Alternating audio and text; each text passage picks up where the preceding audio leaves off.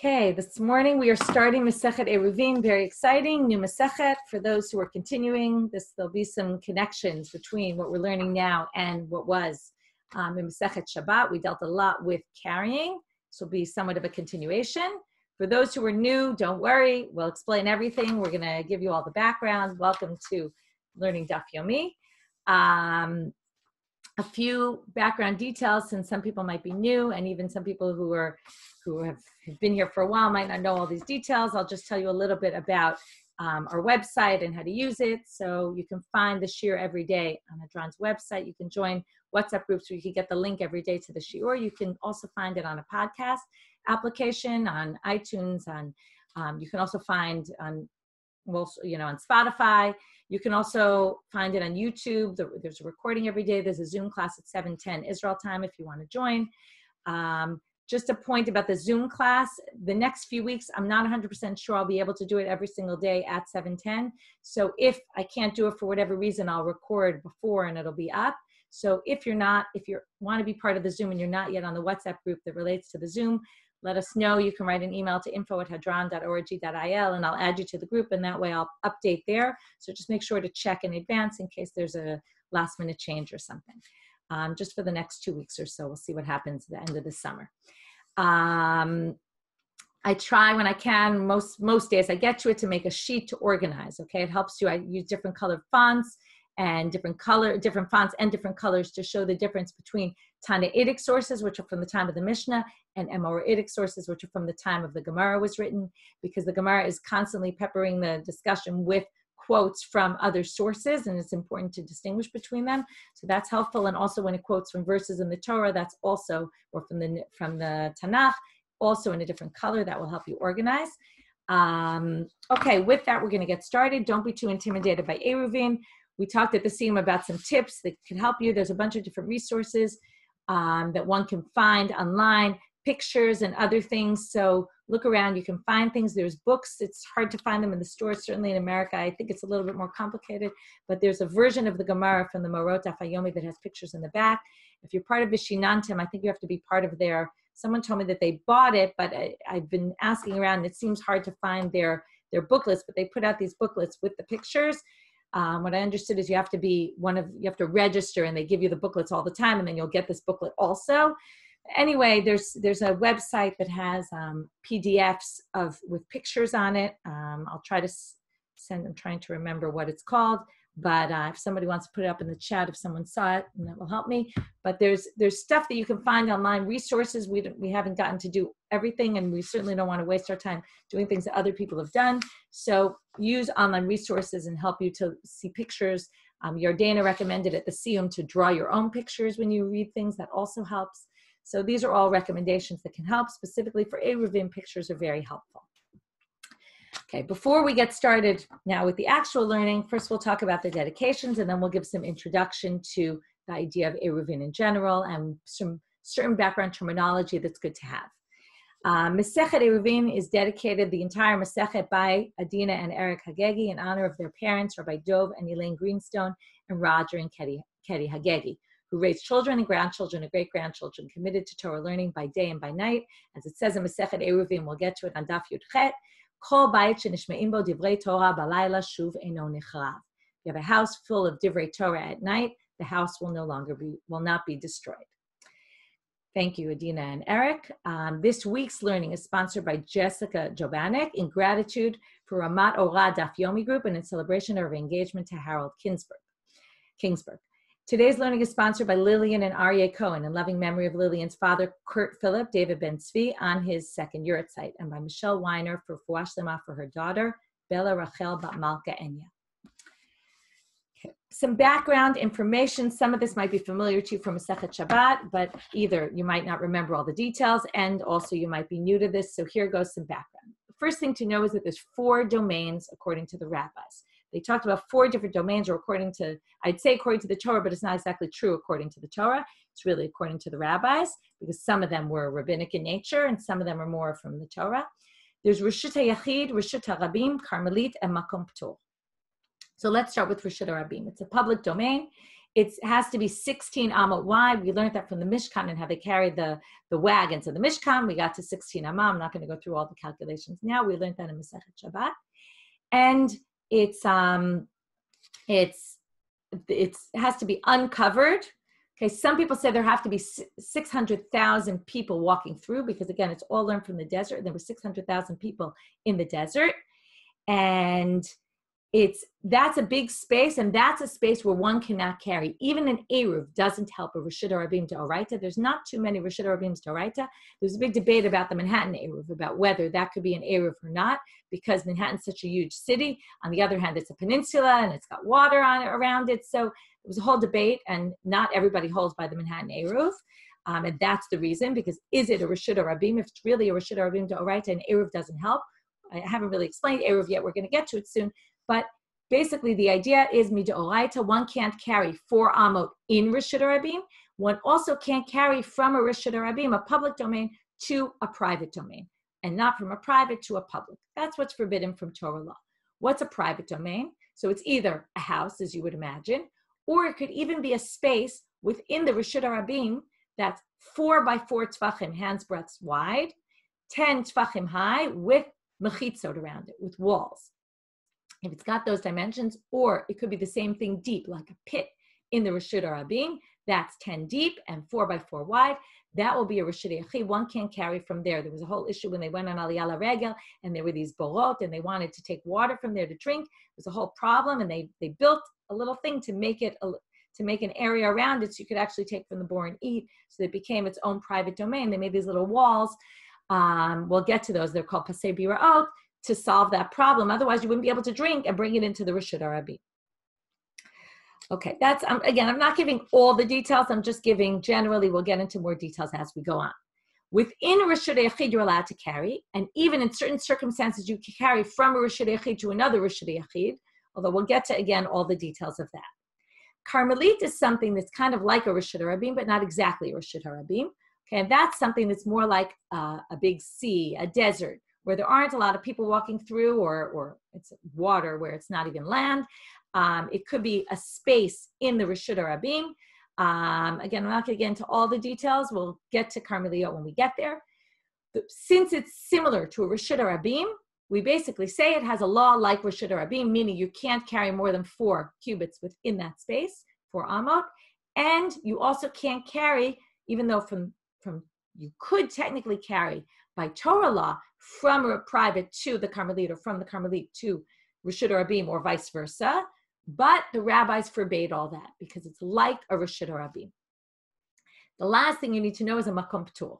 A makom p'tur is a space. It's called an exempt space, which means one can carry from Reshut Yachid to here, from here to Reshut Yachid, from Reshut HaRabim public to the makom p'tur, but one can't use a makom p'tur to enable carrying from a private to a public. You can't say, oh, I'll move it from the public to the makom p'tur, and from there I'll move it to my private space. That you can't do, but you can move from one to the other. What is it?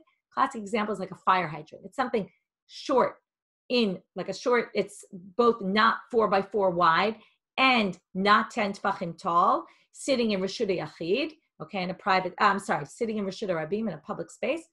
Or we also learned that the airspace, okay, I didn't mention this before, but the airspace of the Reshut HaRabim only goes up to 10 tefachim. Above 10 tefachim, you're already in exempt space, okay, which is different from Reshut Yachid. Reshut Yachid, it goes up to the sky, okay, but the height of Reshut HaRabim ends at 10, so above 10 hands breadths, it's already considered a makom p'tur. So theoretically, if you're within that space, you can already pass from one to the other. Okay, that's the intro to that. Before we start our Mishnah, I have one more intro. Sorry, I really dislike intros because I find it's too much information, kind of like, and you hear they say, Ani mitzifa etchem, I'm kind of overwhelming you with too many details that you don't necessarily understand yet. Hopefully, if you're learning Shabbat, this isn't so new to you. But I even recommend come back in a few weeks, listen to the beginning of today's class, and it'll make a lot more sense as you go on, okay? Because intros are always more helpful after the fact. Okay, Mavoy. Our Mishnah starts off with the word Mavoy. So a Mavoy is an alley. You have to understand the way they lived. And in fact, Shuli Mishkin put up an article on the site. Okay, this is another thing I wanted to tell you about, which is there's lots of resources on Adram besides the podcast. There's articles. If you generally listen just through the podcast on a podcast app, you should go more often onto the site to see what kind of information is there, both in Hebrew and in English. Depends how good your Hebrew is. There's shiurim, there's weekly content, there's daily content. We have Talking Talmud by Ann and Yardena, which is put up daily. There's weekly content. Shuli Mishkin has an article every week, something historical about the Daf. She has an excellent introduction to Eruvin and the way their houses were then. There's also a good intro in the Hebrew that Yael Lederer Shachak, who's just a listener, she wrote up an article summarizing all the basic details that are good to know, so you can use that for reference purposes. The Schottenstein has a great introduction. The Koren also has an introduction. All these things are very helpful. You can also find things online. Okay, so that's helpful to know. So let's talk about how they lived. They lived basically in houses. The houses opened up into courtyards. It was always a shared courtyard that a few houses shared that courtyard. Theoretically, that courtyard is really like a private domain. It certainly doesn't have the criteria of a Reshut Rabim, a public domain. However, this space was a little bit public. And the rabbis said, well, if we allow people to take from their houses into the courtyards, they're going to think that they could carry into Reshut Rabim. It's always the, what will they think? So basically, the rabbis instituted, and this is where we get to Eruv, what's called an Eruv Chatzerot. If you want to carry from your house to your courtyard, we allow you to be together, so to speak, in food. And then we can say, we're together, we share food. That means we're really one common house, as if we're one house. If we're one house, then we can carry within from house to house, from house to courtyard, and then we're all considered one. That's called Eruvei Chatzerot. Now, all those courtyards opened up into another common space, which was called a Mavoy, an alleyway. The alleyway is either open on two sides to the public domain, right? Meaning like you have a street and it's open on two sides, or open on one side. There's two different types of Mavoys. Generally, we're going to talk about the one that's open on one side. And what they do is they say, well, also it's got the same problem. On the one hand, it's not a Reshut Rabim. There's not tons of people going through. It's not, and assuming it's not open on both sides. So what do we say? We want to be able to carry within this Mavoy. But theoretically, again, Torah law, it's fine. However, the rabbis said, again, this is like a public space. We don't want to allow it. So in order to allow, now I want you to be careful about the terminology. In order to allow from the houses, okay, in order to allow, let's say it like this, from the courtyards, for all the courtyards to be shared together and be able to carry in the alley, you do what's called shitufei mivoot. That means putting us together. Literally, it means coming together, shituf, to be together, of the alley. So now what does this mean? This means that if you want to carry from the courtyard to the mavoy, you can do what's called shitufei mivoot, which I'll explain in a minute how you do it, but I want to make it very clear. If you didn't do an Eruv Chatzerot with all those courtyards, then you can't carry from the house to the mavoy, because the shitufei mivoot only allows from the courtyard to the alley. It doesn't allow from the house. The houses have to be together in order to allow to take items out of the house into the courtyard. So be careful with the terminology. There's Eruv Chatzerot and there's shituf mivoot. What is shituf mivoot? How do you do it? So first of all, you also have to get together with food, like we did with the Eruv Chatzerot. There has to be food put together in one place that says, this is common food. Okay, this is what we do with an Eruv nowadays. There's always food somewhere in the city that somebody designates that this is the food for everybody in the city. It's interesting that food is always right. The same way we say there's an issue of bishul akum, you shouldn't eat food from non-Jews, right? Food brings people together. That's the whole reason why they don't want you eating food that a non-Jew cooked for you, because it'll bring you together and you might marry them.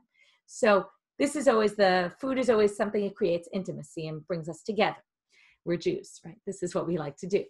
So you put food, but that's not enough, because what's the concern? And we talked about this in Shabbat, that we're worried that you might think that since the Mavoy opens up to the Reshut Rabim, you might think that you could carry also into Reshut Rabim. So therefore, we put up something to designate at the entranceway where it's open. We put up something to show that this is the boundary. Okay, now either we said, I've talked about this before, either it's a heker, it's something noticeable so that you realize, wait, if you remember, we saw the other day that if you're standing at the opening and you don't see the opening, right, that it's a problem because you might come to carry outside. Because the whole idea is you have to notice that there's a boundary here. So you put something up, which I'll get to in a minute, to make a distinction, a little bit of a boundary to remind you. Some people view it, and we're going to see this throughout the Masechet, this issue. Some people say it's really to create a wall. It's just that a halachic wall, as we know from Sukkah, right? You need 2 and a bit, right? Your third wall doesn't even have, right? You don't even need a fourth wall, but your third wall can even be more minimal. Sometimes we view something as if it can basically create an imaginary wall that functions as a wall. Like it's actually a wall, and we have all sorts of criteria that talks about this, like things are viewed as if they're up in the top. They can either be imaginary, like it drops down and there's an imaginary wall there, or it can move to the side. Anyway, we'll get to all those concepts throughout. What can you do to fix a mavoy? There's something called a lechi or a korah or tzurat petach. Tzurat petach is the best. It's got one thing going across horizontally at the top and 2 things vertically. It looks like an entranceway. So that already allows you to say, that's as if there's almost like an imaginary wall there. If you don't have a tzurat petach, you can also use either a korah, a beam that goes across horizontally from one end of the entrance to the other end, for the open side. It has to be at least a tefach wide. This is like our laws of ohalot, that an ohel has to have a tefach of width. So that's 1 tefach wide. That's above. If it's below, and we're going to do it horizontally standing up, you could put it right next to the wall, horizontally standing up. There's a debate, do you need 2 or 1? We'll get to all this, but generally we actually paskin 1. 1 standing up horizontally. It doesn't matter what the width is of this, but it has to be 10 tefachim, 10 hands breadths tall. That's what's important. Our Eruvin, by the way, when we do Eruv nowadays and they create an Eruv, they use tzurat petach. Okay, that's why there's a string, right? Notice the string it's not a tefach wide, it's just a string. So it's not a korah. It's based on tzurat petach. There's poles and there's strings. Those create tzurat petach. Okay, sorry for the long intro. Now we're going to get started. Mavoy shu gavoa lamala me'asrim ama yima'et. If your mavoy is higher than 20 amot, you have to lower it. Now, not your mavoy, what we mean is your korah. If you put a beam at the top and it's so high up that it's 20 amot off the ground, okay, just to give you perspective, so an amma is approximately 1.5 feet to 2 feet, depending on the measurement. There's always debates among measurements. So multiply that by 20, right? That's how high it is. So now, if it's higher than 20 amot, where do we know this from, 20 amot? If you remember, the first Mishnah in Sukkah also talks about the Sukkah being 20 amot tall. If you've ever gone to Neokdumim, they have those really tall Sukkahs that are puzzle, right? You have a sense of what 20 amot is. It's very high up, what's the issue? It's very far out of eyesight, which means that the whole idea is that you see this. And again, this goes back to, is it a hekel, something noticeable, or is it a mechitza? If you say it's a mechitza, it might not matter how tall it is, but if you imaginary mechitza, but if you say it's so that you notice, you're not going to see anything that's so high up. So yima'et, you have to lower it. You have to bring it to a lower point under 20 amma. Rabbi Yehuda Omer no tzarich. He thinks you don't need to, and a lot of the debate in the Gemara is going to be where do their opinions come from. V'harachav me'eser amot yima'et. If your opening is 10 amot wide, more than 10 amot wide, the opening of that side of the alley, you have to also make it narrower. That's too big an opening to allow, again, a solution to be in place. But if it has, again, that's if they were assuming you use something other than a tzurat petach. But if it has a tzurat petach, that basically means if it's so wide, you can't use a lechi or a korah, but you can have a tzurat petach. If you have the whole thing of a bar, a beam going across and 2 beams on the side, where it actually looks like an opening, then it doesn't matter how wide it is, because that basically creates your entrance area. If you want to use something more minimalist, then you're going to need it to be less than 10 amma wide. Okay, I'm going to start with the Gemara now. Tanan hatam. They immediately quote, as I said, the first Mishnah in Sukkah. What do you see here, by the way? We'll read the Mishnah and then I'll tell you. But Sukkashi gvoha lamala me'asrim amma psula v'Rabbi Yehuda machshir. First of all, same exact machloket. The opinions line up. Rabbi Yehuda says no problem, and Tanakama says this is no good. The second thing that's interesting is both Masechtot start with this. It's very interesting that when Rabbi Yehuda and Asik put together the Mishnah, people always talk about that there's a whole literary thing going on here. And I think he started them. A bunch of Masechtot start off in the same way as other Masechtot start out. So this is just interesting. And the Gemara obviously wanted to connect those and is telling you that. So now here comes their question. Why'd they bring it? They didn't just bring it to tell us, by the way, or maybe they did. And they're just using this as an excuse to ask a question. But anyway, here comes their question. They're noticing that there's something different in the language used. Why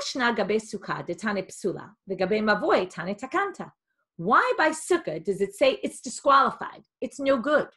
Whereas by mavoy, it says yima'et, lower it, right? They tell you how to fix it in mavoy. They don't tell you how to fix it in sukkah.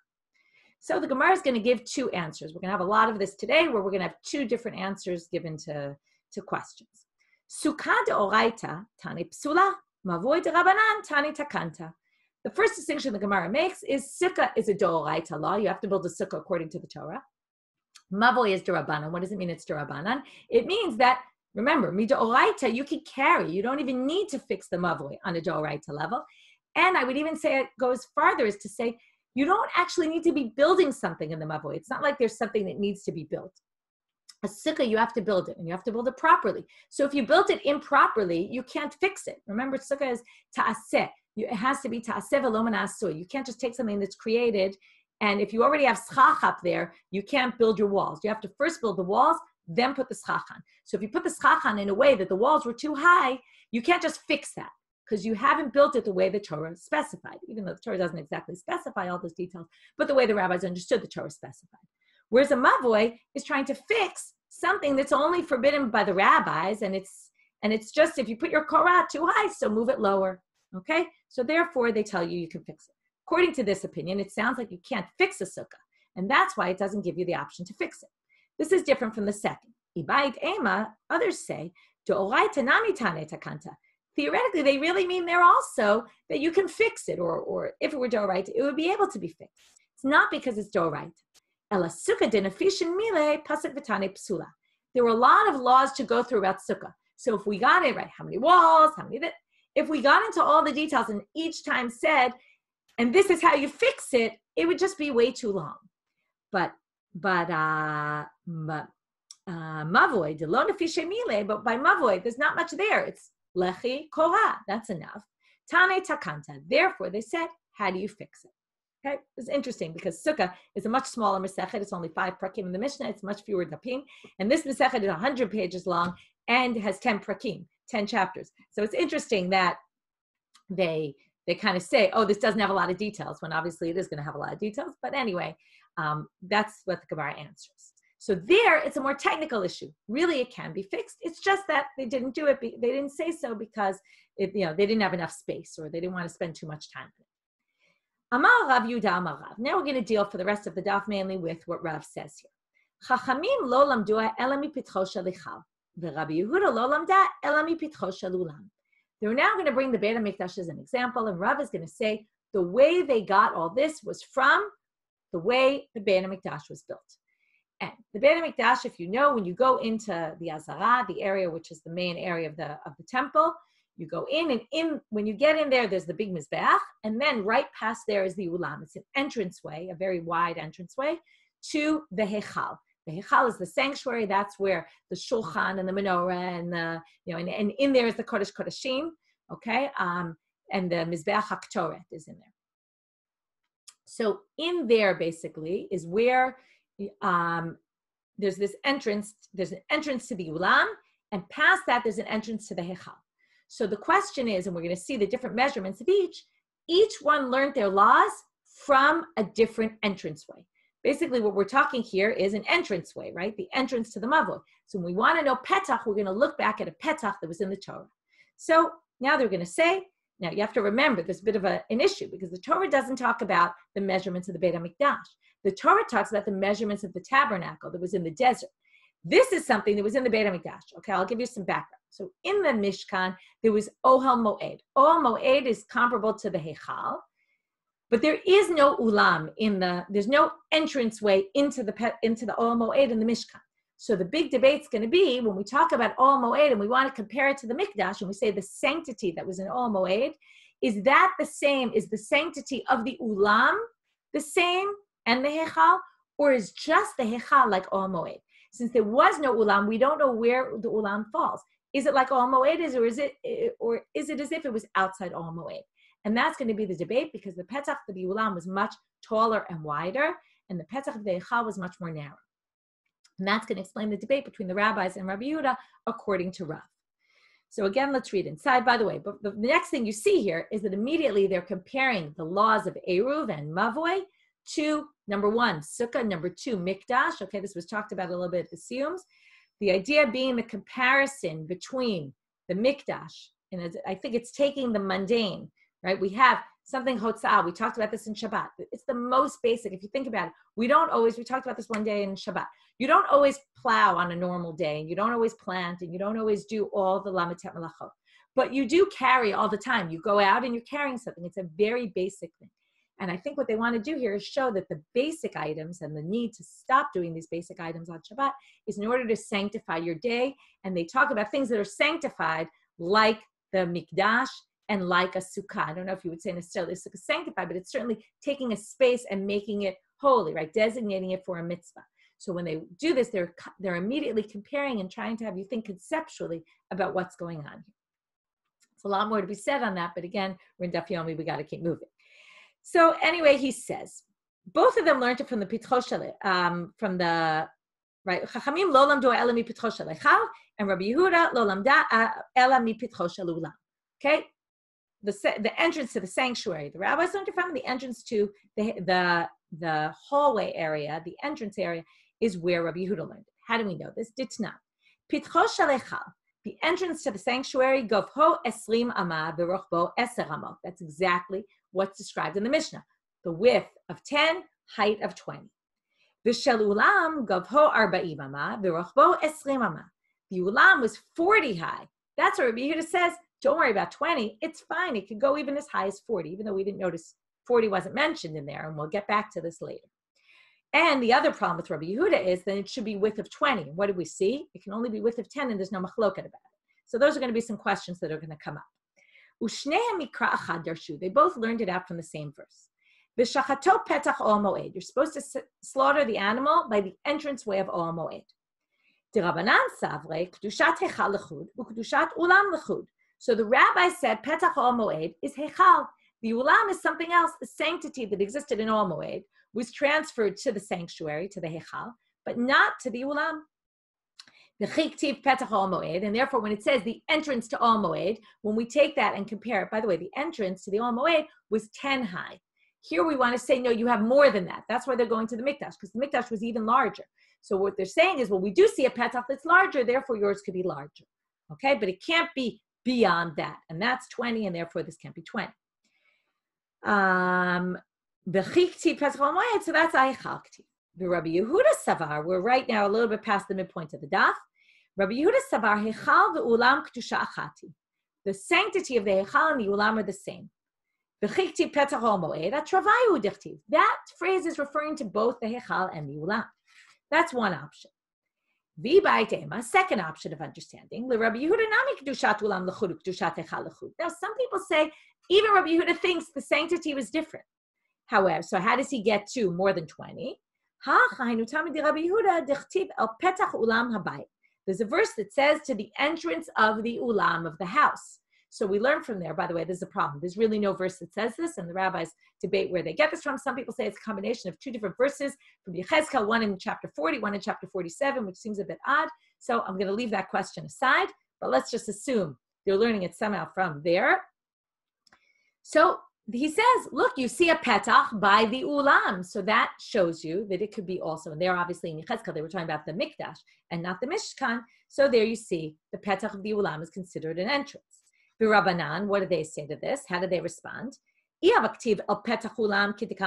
it just said al petach ulam, then I would agree with you.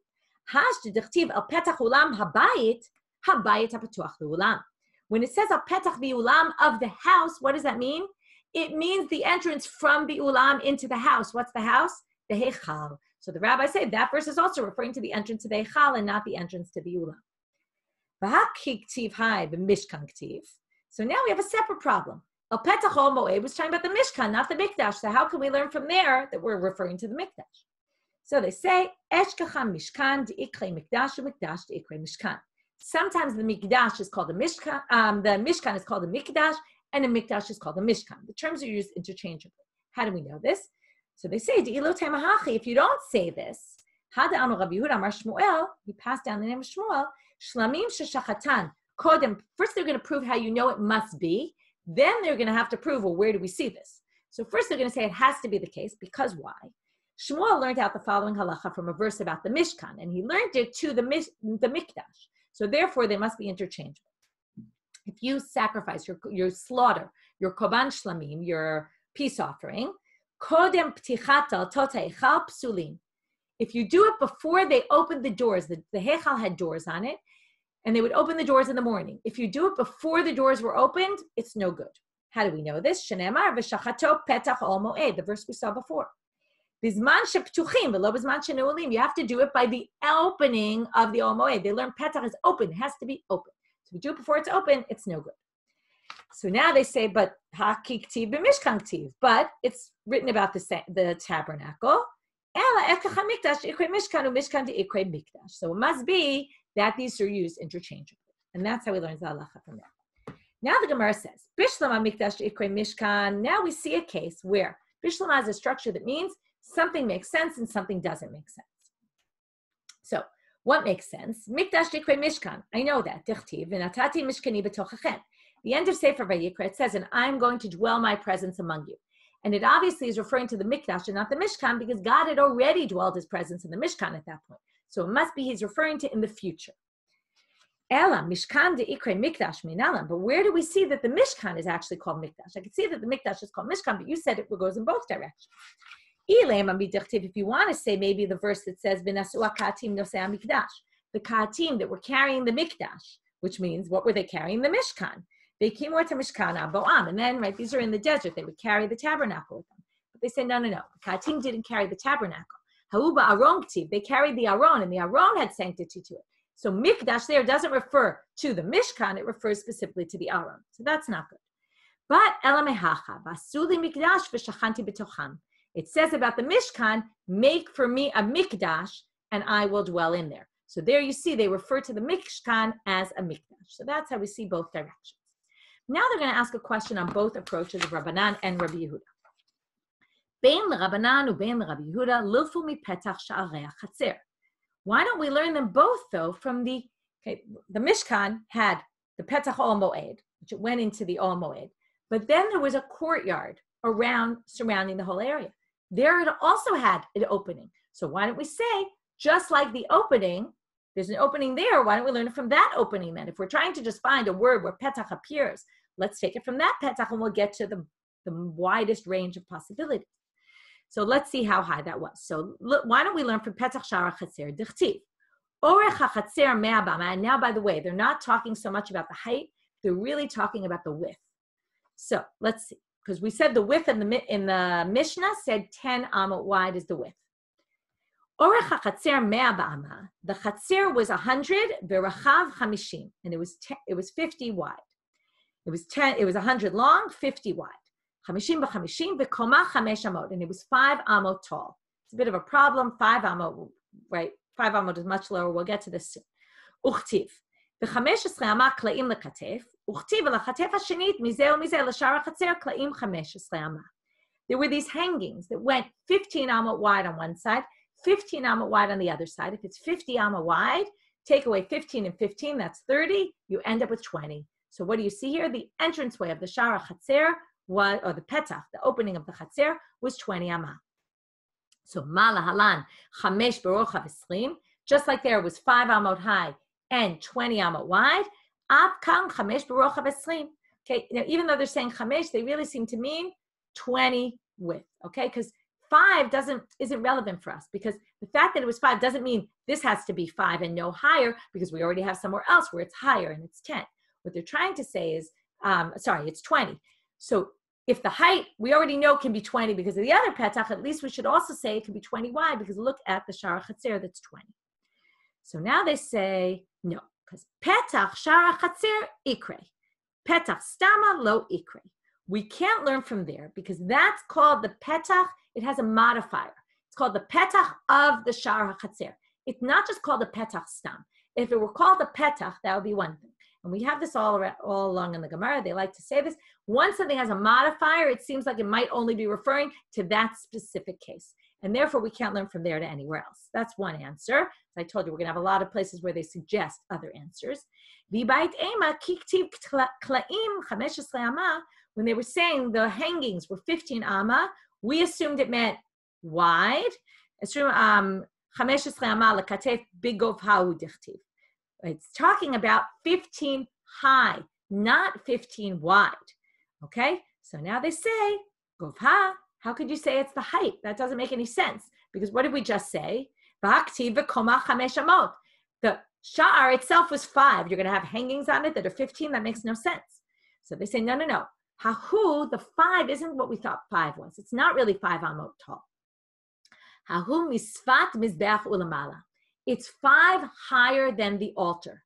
So it's 15, although there's a debate about these lines in general are kind of complicated. There's all different ways to explain them. I'm going to explain them simply according to one interpretation. What it means is from the height of the Mizbeach, which was 10, it was another 5 higher. And Rashi explains the reason why it was another 5 higher is Rashi actually has 2 explanations, whether it was 20 altogether or 10 or 15. But what the point is that they didn't want the Kohanim to be on the Mizbeach sacrificing and people are watching them. They wanted to create privacy, so they made sure it was 5 higher than the top of the altar. Okay, so now remember they did, I don't know if you realize this, but they worked on top of the altar. They stood at the top of the altar. Okay, if you've seen it, like a replica of it, you can understand that's where they did all their work. So if he was standing on top of the altar, you needed to be higher so that people wouldn't see him. Okay, so that's how we get that maybe the 15 doesn't relate to this. Maybe the petach wasn't actually 20, because we said 20 minus the 15 on either side, because maybe the 15 refers to the height. Okay, that was the second answer. Another question. Rabbi Yehuda mipitcho shel ulam gamar. Why do you think, Rav, that Rabbi Yehuda learned it from the entrance to the ulam? V'hatnan, doesn't it say in the Mishnah? V'harachav me'eser amot yima'et. V'lo plig. V'lo palig Rabbi Yehuda. So if he's really going to learn it from the petach of the ulam, and I mentioned we would get back to this question, the ulam was 20 wide, 40 high. So he has no problem with being 40 high, that he says.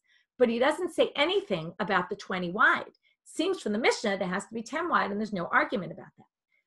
Amar Abaye, palig b'braita. It doesn't appear in our Mishnah, but it appears in a braita, another source. A braita is an outside Tanaitic source. It didn't make it into the Mishnah, which we bring all the time into the Gemara. He says, it says it there, that he does disagree. And that can prove what Rav said, that Rabbi Yehuda learns it from the Petach of the Ulam. Tanya, as it says in the Braita, V'arachav me'eser amot yima'et. Rabbi Yehuda omer, eno tzarich lema'et. Here, Rabbi Yehuda disagrees and says, you don't need to make it any smaller. Wider than 10 is no problem. So then the obvious question, v'liflog b'matnitim. Why didn't it say so in our Mishnah then? So they say, they thought it was obvious. If he argues about the height, he must also be arguing about the width. We have Amy here who's maybe there's other architects here, but I see Amy right now. So Amy's an architect, right? And as you all know, once you're already discussing dimensions and you're going to say it could be much taller, it's obviously also going to be much wider because you're not going to, Sherry Mendez is also here. Thank you. Okay. So to Sherry and Amy, my architects, if you're going to make something super high, you're also going to say it can also be wider. It makes sense. Everything's going to be proportional. So therefore, it was obvious, didn't need to be said. So additionally, now Rabbi Yehuda, we're still going to ask, really, he learned it from the Petach of the Ulam? V'hatanya mavoy shu gavoa me'eschim ama yima'et. The Rabbi Yehuda machshir, here we have another braita, and here it says, again, a different version, which isn't going to really work so well. Rabbi Yehuda machshir, ad mem v'nunama, which means until 40 or 50. Already it's a little strange.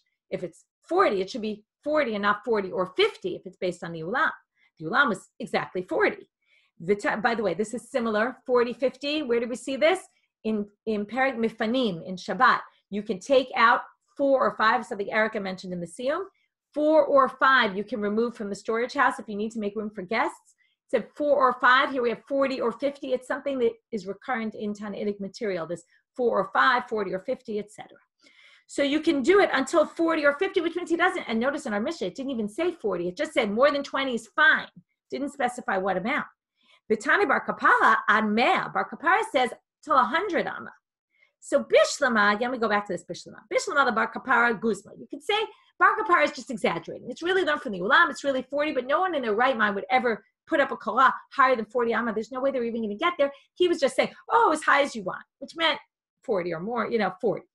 But Ella Rabbi Yehuda, my guzma, but you can't say if it's 40 or 50 that's exaggeration. That's saying 40 or 50. It sounds like 50 is a possibility. So Bishlam ala Rabbi Yehuda arba'im gamar mipitcho shel ulam, or even without the words Rabbi Yehuda makes more sense. The arba'im makes sense. That's from the ulam. But Ella chamishim minale, but where do we get 50 from? Amar Rav Chisda, ha matnita at ite l'Rav. This Mishnah is what caused Rav to be confused. And really, it shouldn't be learned from the pitcho shel ulam. Ditanya, as it says in the following Braita, Mavoy shu gavoa me'asrim amah, yoter mipitcho shel echal yima'et.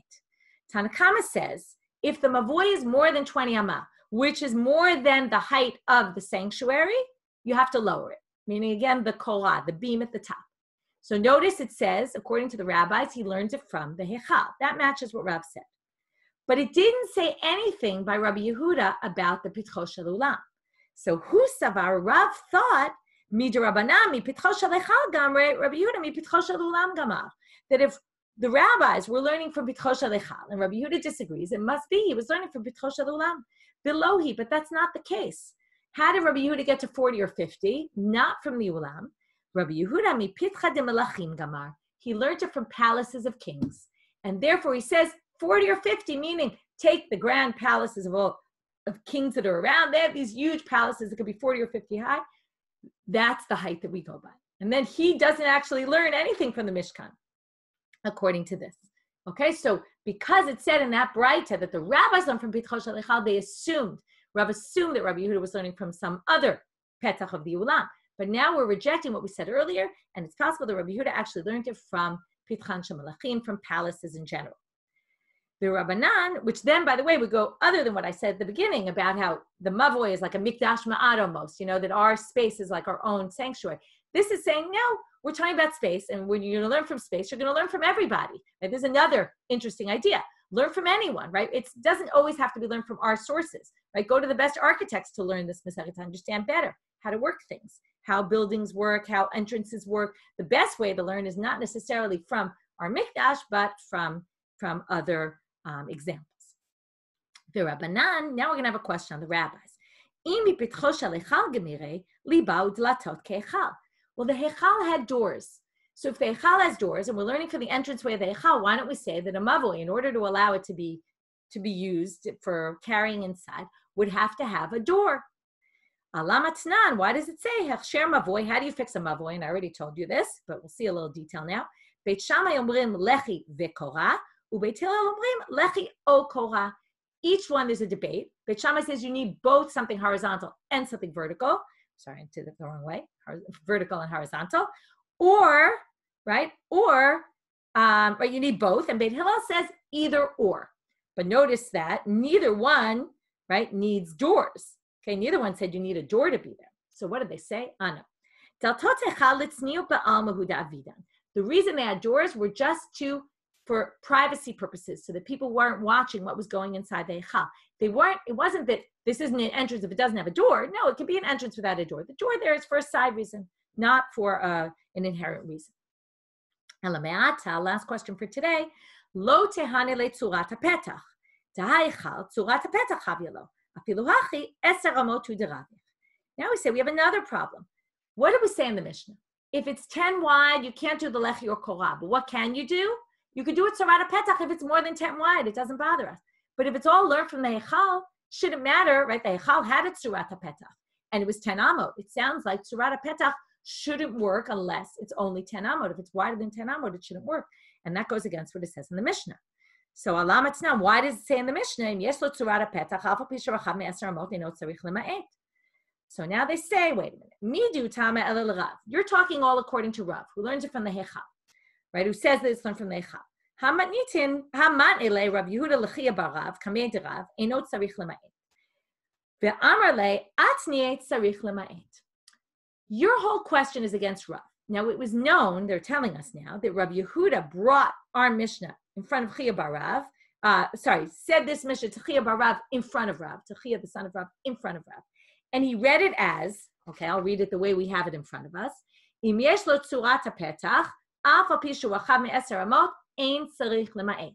Right? If you have a tzurat petach, even if it's wider than 10 amot, you don't need to make it any narrower. But Amar le, Rav said, Atniye, you have the wrong version.